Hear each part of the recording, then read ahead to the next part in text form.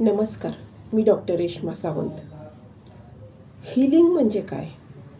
एखादी जखम झाली, तिची आपण ड्रेसिंग केली आणि थोड्या दिवसात ती हील होती. एखाद्या जखमेवर आपण ड्रेसिंग मलमपट्टी केली तर ती हील होते.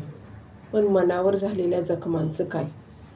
मनावर झालेल्या जखमांचं आपले ट्रॉमाज, आपले वाईट अनुभव, आपल्याला कुणी दिलेली वाईट वागणूक, चुकीची वागणूक, चुकीची ट्रीटमेंट, आपल्या रिलेशनशिपबद्दल असलेल्या चुकीच्या समजुती, बऱ्याच गोष्टी अशा आहेत की ज्या आपण विसरू शकत नाही. एखाद्यानं आपल्याला काही वाईट बोललं असेल, चुकून रागाच्या भरात काही बोललं असेल, ते आपण विसरून जाऊ शकत नाही.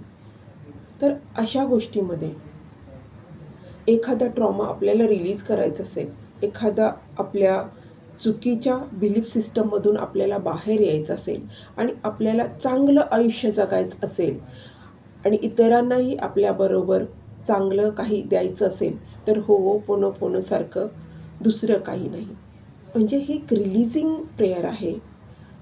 स्वतःचे ट्रॉमा, स्वतःची दुःख, स्वतःचे बिलीफ सिस्टम क्लिन्झिंग करून मेक इट राईट, म्हणजे आहे त्या गोष्टी सरळ करा, असा ह्या प्रार्थनेचा खरं तर अर्थ आहे. आणि हे बरोबरच आहे. आपल्याला लहानपणी कुणी सांगितलं नाही, दुसऱ्यांची चूक झाली तर आपण माफी मागायची, आपल्याकडून चूक झाली तर आपण माफी मागायची. पण आपली चूक नसतानाही जर काही ॲडवर्स कंडिशन, वेगळी परिस्थिती, वाईट परिस्थिती आपल्यावर आली असेल, तर याही परिस्थितीला आपणच कारणीभूत आहोत. म्हणजे this situation is created by me, आणि म्हणून मला हे आज भोगावं लागतं आहे. यासाठीच होओपोनोपोनो ही प्रार्थना आहे. 4 मॅजिक वर्ड्स आहेत. I am sorry, please forgive me, thank you. I am sorry, please forgive me, thank you and I love you.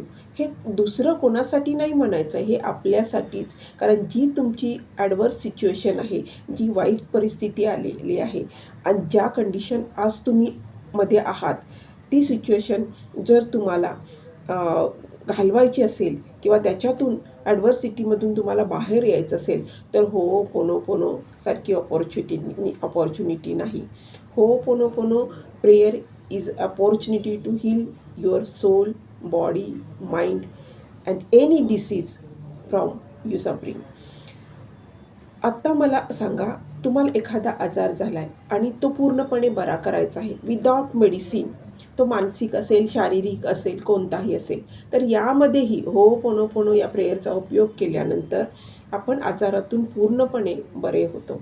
आजार हा मनामध्ये असतो आणि मनामध्ये आपण साठवलेल्या जखमा ज्या असतात त्या आपल्याला समोर दिसत असतात. म्हणजे समजा एखाद्यानं तुम्हाला काही बोललं आणि ते जर तुम्ही आयुष्यभर धरून बसत असाल, तर त्याचा परिणाम स्ट्रेसमध्ये होतो आणि स्ट्रेसमध्ये कॉर्टिझोल रिलीज होतं आणि कॉर्टिझोल रिलीज झाल्यानंतर आपण काय करतो, तर कंटिन्युअस स्ट्रेस हॉर्मोन्स रिलीज होत असल्यामुळे ऑटोइम्युनो डिसीज निर्माण होतात. ऑटोइम्युनो म्हणजे थायरॉइड आहे, SLE आहे, लूपस आहे, रुमॅटॉइड आर्थरायटिस आहे. यासारखे बरेच आजार असे येतात की त्यांना काही इलाज नाही. म्हणून ऑटोइम्युनो हील करण्यासाठी होओपोनोपोनो म्हणजे make it right, make things right. या आजारातून मी बरी होते, ह्या आजारातून मी बरी झाली, I am healthy, I am happy, I am being best version of myself, I am strong, I am strengthful and I am peaceful and blissful. असं ह्या प्रार्थनेचं जर रूपांतर केलं प्रत्येकाने आणि मेडिटेशन केलं, तर का आपण हील होणार नाही?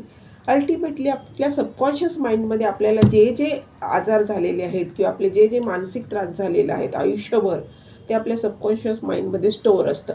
तर ते स्टोअर करून, ते डिलीट करून, रिलीज करून, रिसेट कसं करायचं, न्यूरोप्लास्टिसिटी म्हणतात त्याला, हे रिसेट कसं करायचं याच्याबद्दलच ही प्रेयर आहे. आणि मित्रांनो, ही प्रेयर खूप छान वर्क करते.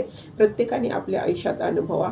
4 magic word, golden statement. I am sorry, please forgive me, thank you and I love you.